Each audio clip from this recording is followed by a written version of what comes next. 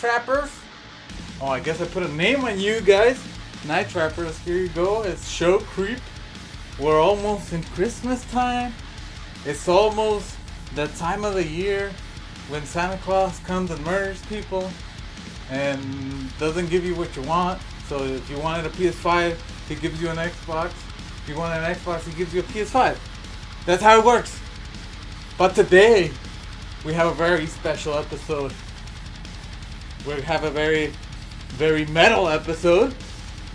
So today, I'm gonna change my show. Oh, by the way, it's gonna be like a weird show. We're gonna have some different reviews from different people, some different things. You'll see. But it's gonna be an awesome one. We have some guests. But since it's coronavirus time, we're all doing it from home. But anyways, with that said, let's get into the show. Let me just put my metal jacket on, which is a vest. I should put it on right now, but I'm too lazy. Let's just put it on in a little bit. But anyways, with that said, let's start the show. Oh shit, I forgot to grab my monster. We can't start the show without a monster.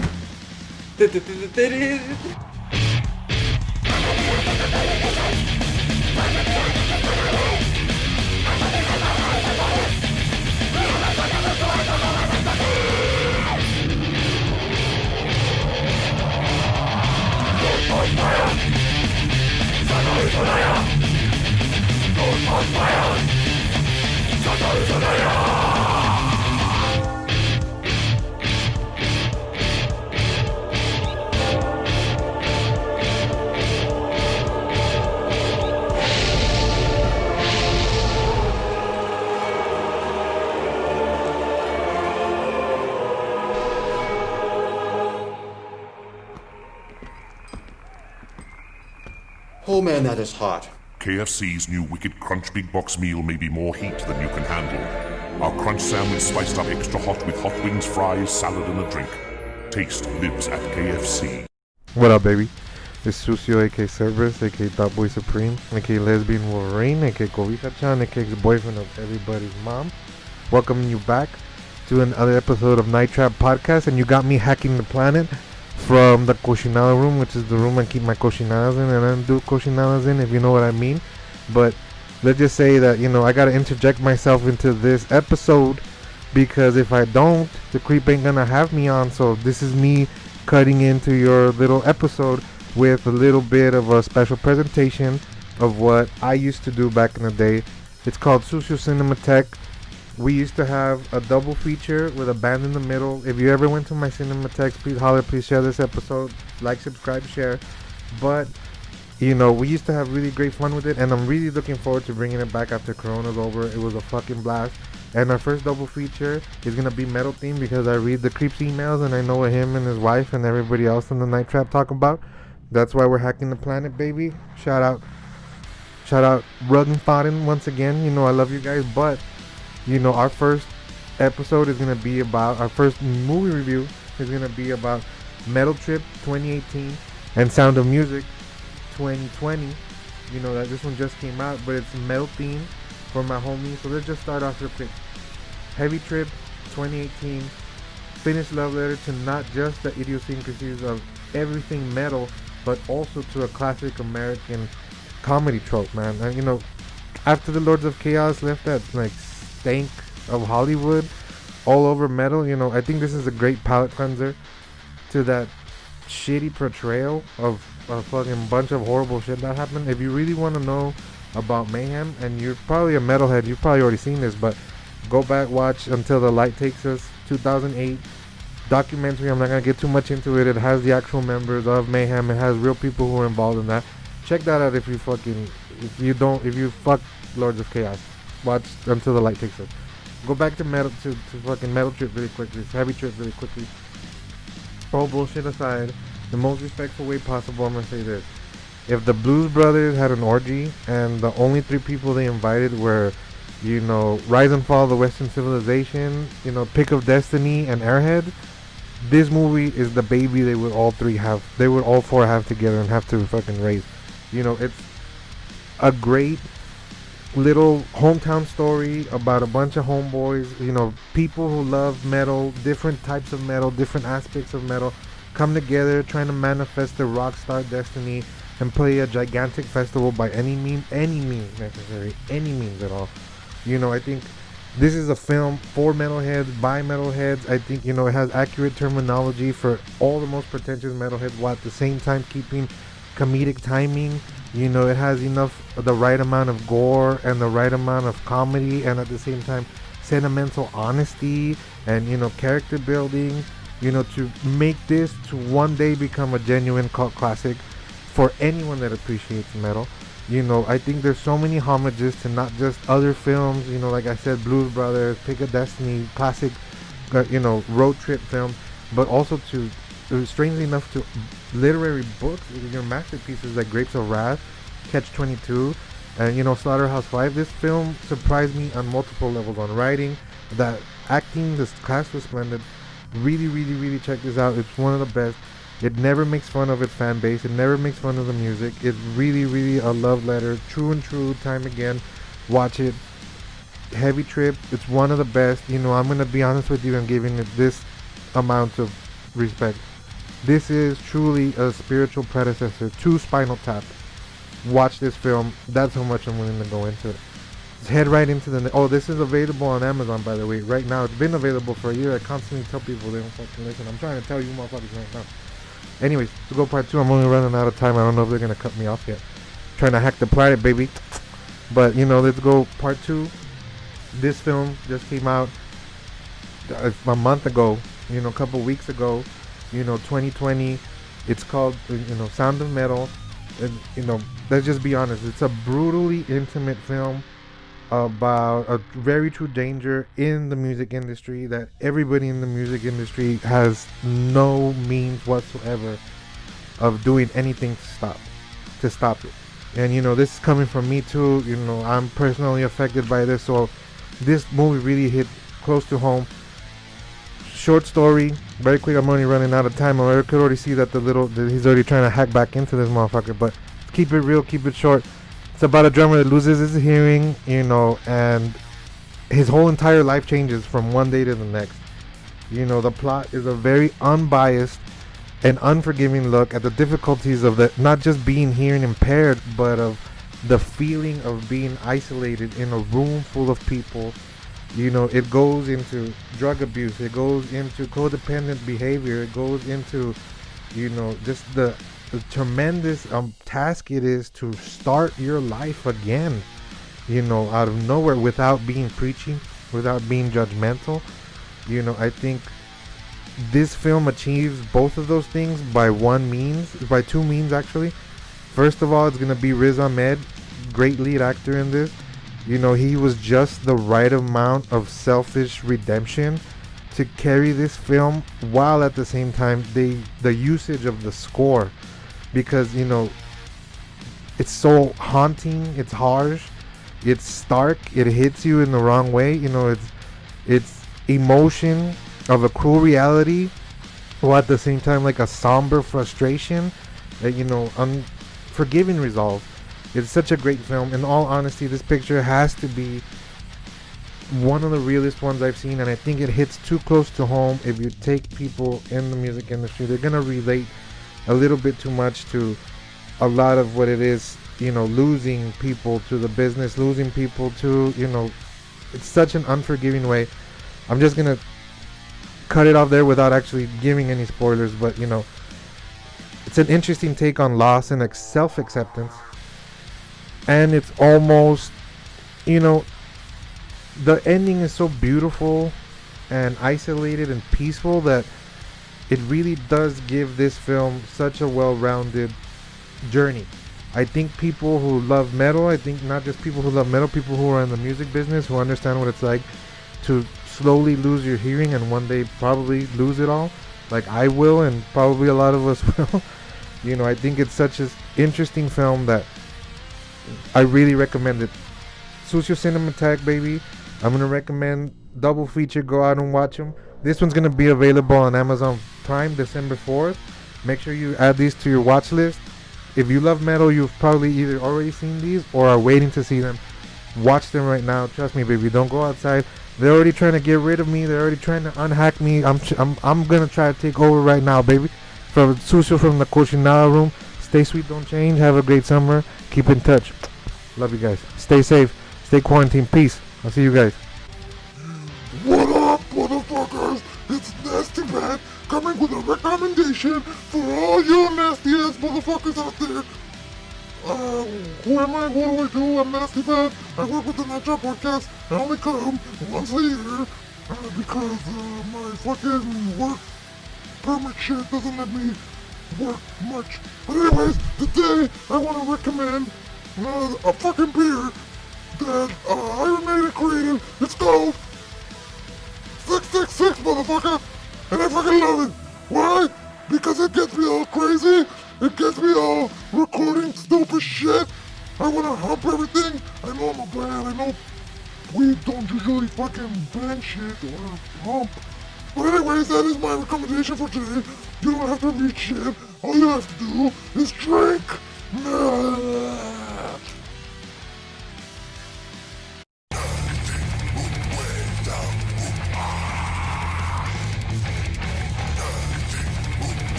Ihanaa pojat tauko. Autsista. Onko vähän kylmää ehkä?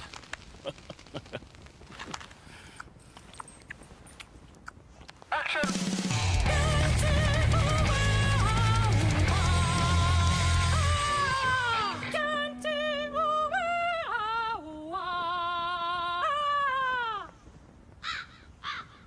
Syks on lääke, joka lievittää kurkkukipua tehokkaasti.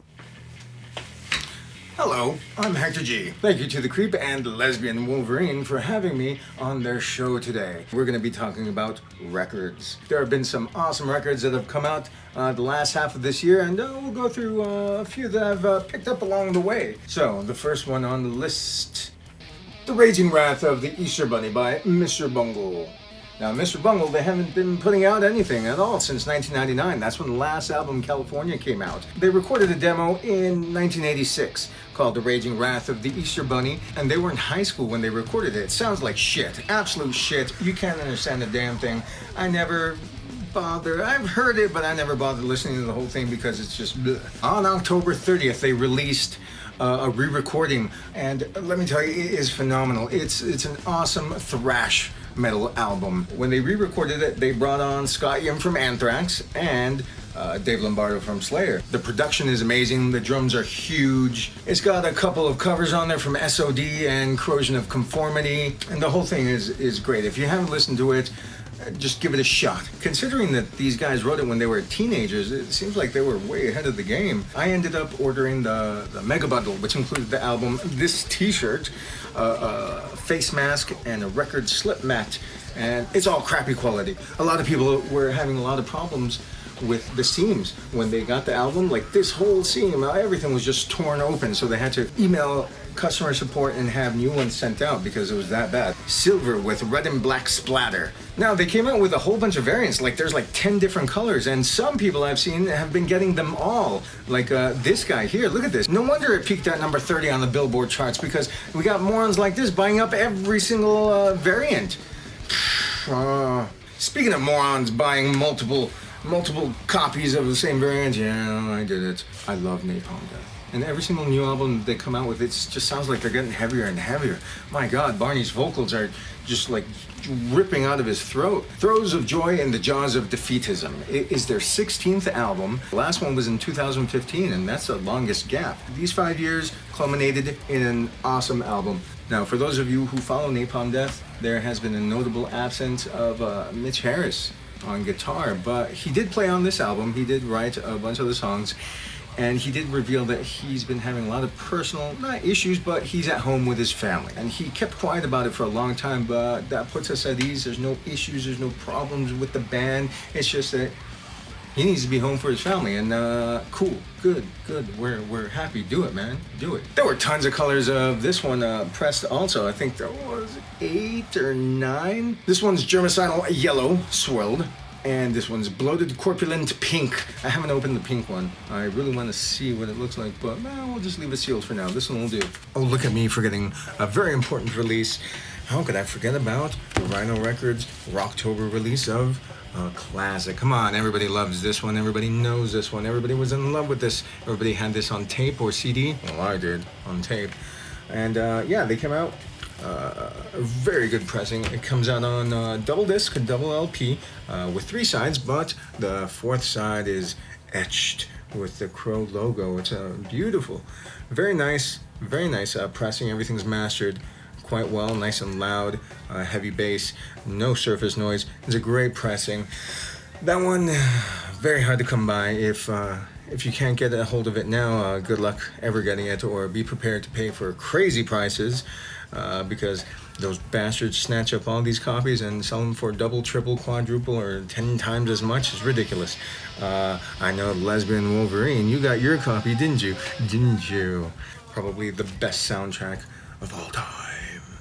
Now for a couple of 7 inches that I ended up getting, King Parrot. King Parrot is from Australia and probably my favorite metal band that's come out in the last decade because they're fucking awesome. October 9th. Hold Up in the Lair came out. 4-song EP that they recorded, I think, while they were on tour here in the United States. They stopped by in Louisiana at Phil Anselmo's Nosferatu's Lair, and in 4 days they recorded 4 songs. And this is the product. US release has yellow copies. In Australia, I believe there's green and clear. Good sounding, nice 4 songs to hold you over until the next King Parrot album is, which who knows when that's going to be. News from I Hate God is that they're coming out with a new album. All of a sudden they announced it a couple of days ago that they're coming out with a new album on the 4th. They're back with Century Media, and the album is going to be called A History of Nomadic Behavior.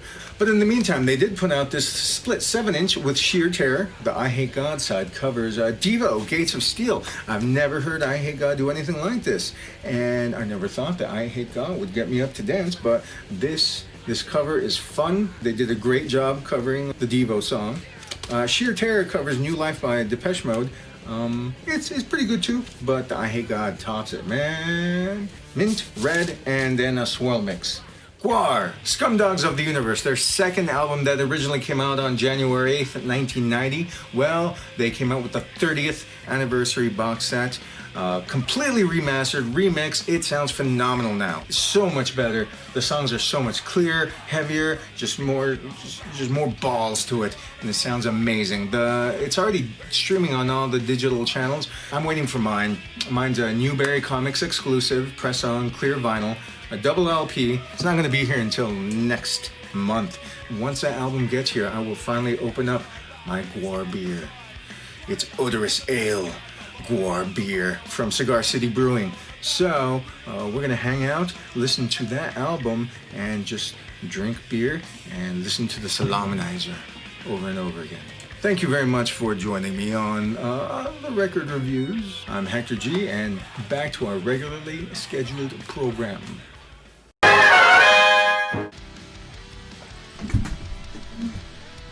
So what's up?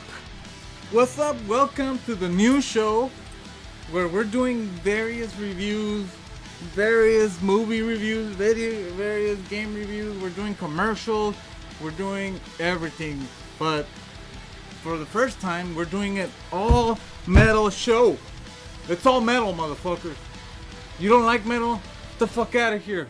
No, don't stay. Please stay. I promise we'll do one with the shit you like fucking diapers and Trump and shit. But the Trump one, we're gonna talk shit. But this one is metal. I gotta get started. I gotta review. Well, my assignment was to review Brutal Legend for the Xbox 360, the PS3, the fucking Atari. No, it's not an Atari. Don't fucking believe me that shit. But it was in the Xbox 360 and PS3, and it's backwards compatible right now. I don't know if in PS5 it is, or PS4. It might be. but on Xbox it's backwards compatible, so you can still buy it. I think it's like $14.99. It's a badass game. It has Jack Black. It has Ozzy Osbourne. It has what's his name from fucking Motorhead? Why did I forget his name? What the fuck? I can't believe I forgot his name. Lemmy from Motorhead. It has all these metal fucking people in it. It has music by Judas Priest, by fucking Ozzy, by Motorhead, by... There's everything, man. And it's a badass game. Jack Black comes out at the beginning, opens a fucking vinyl of the, you know, the most strangest, the holiest of all the grails. And that's where you start your adventure.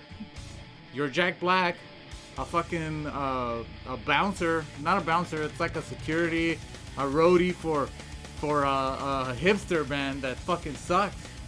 But you're metal, bro. So you get fucking teleported to this fucking land where you're a fucking hero. You get a guitar, your axe, of course. It's like, it looks like Nordic times. You meet this lady that he immediately, like, you know, fucking loves or whatever. But it's a badass fucking game. It's an adventure game. It's a rhythm game. It's a fucking RPG. It's a driving game. It's just badass. It's kind of open world, kind of not. But I mean, you'll get it, and it brings all the metal elements together into one fucking game, and it's pretty awesome. I think it's a little underrated game. The guys that made Psychonauts made this game, which that's why Jack Black is in Psychonauts 2. But that's not a metal game, so let's not talk about that one. But anyways, it's a badass game. You should go play it right now. I think it's like $14.99 if it's not like $10. But if you have the CD, you can go to fucking GameStop, man. Find it. It's probably like 99 cents by now, which is the price of the Dr. Porn's Nalgas. 99 cents. Falling into hard times. But anyways, let's move on. We're going to another segment. I give this fucking game a 9 out of 10 because it's 9 out of 10 fucking metal horns, motherfuckers. Let's keep doing this shit. Next up, a badass motherfucker. Later, bitches. Bleh!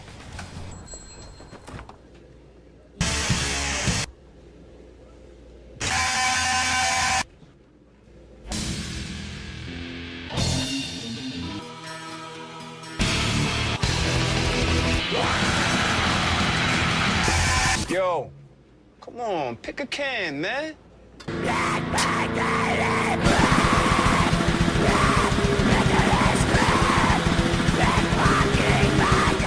Hey ghouls, Terry Kruger, the sweetest psychopath you'll ever meet, and welcome back to my channel.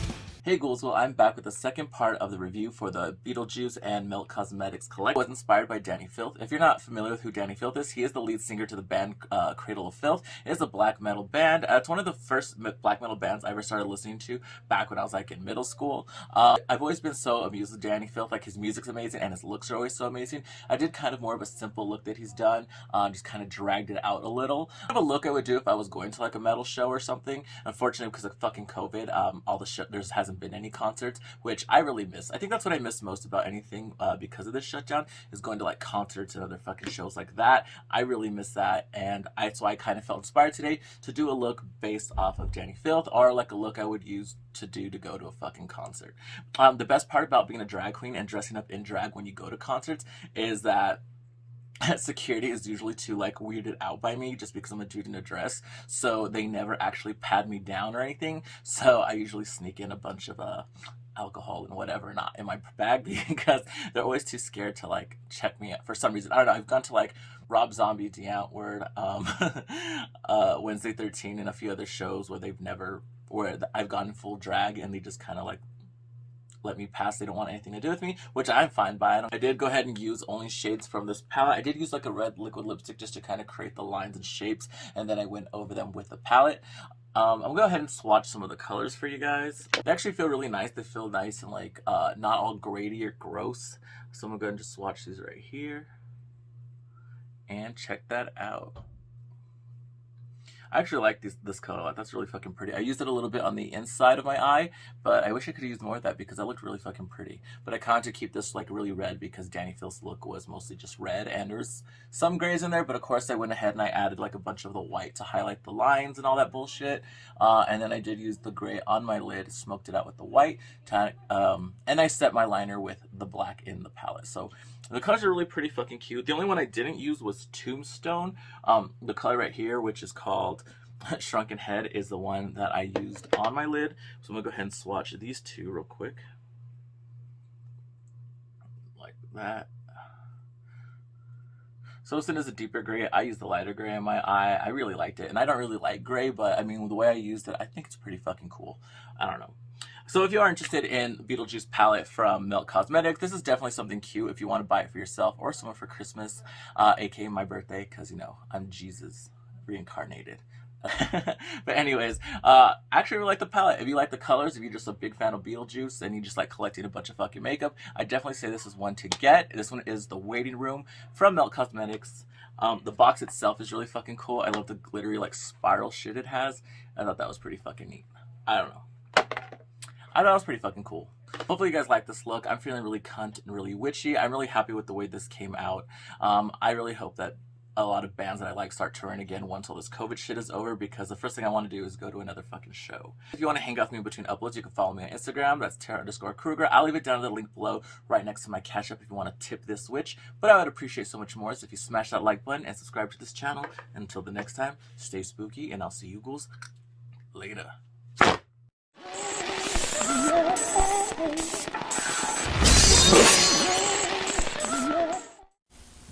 After these messages, we'll be right back. Here at the Night Trap Podcast, we're all about your favorite underground features.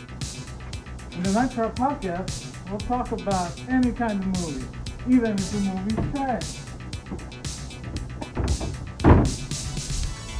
Here at the Night Trap Podcast, we have video games.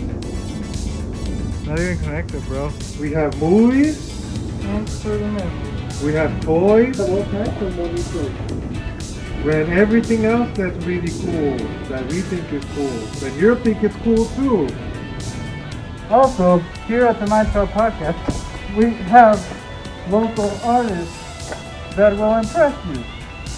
So follow us at Night Trap Podcast, Instagram, Facebook, and YouTube. Know what's up? Subscribe Night Trap. Subscribe Night Trap. Subscribe Night Trap. Subscribe Night Trap.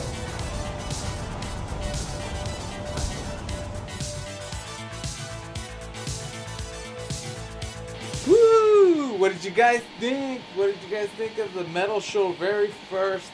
Hopefully not the last. But yeah. That's all I got. No, it's boring. No, I'm just kidding. Thanks to all of the creators that took a part of this. Thanks to Sucio. Thanks to Hector G. Thanks to Tara Kruger. Thanks to the Witch, which I know he wasn't in the episodes, but we're gonna have him very soon.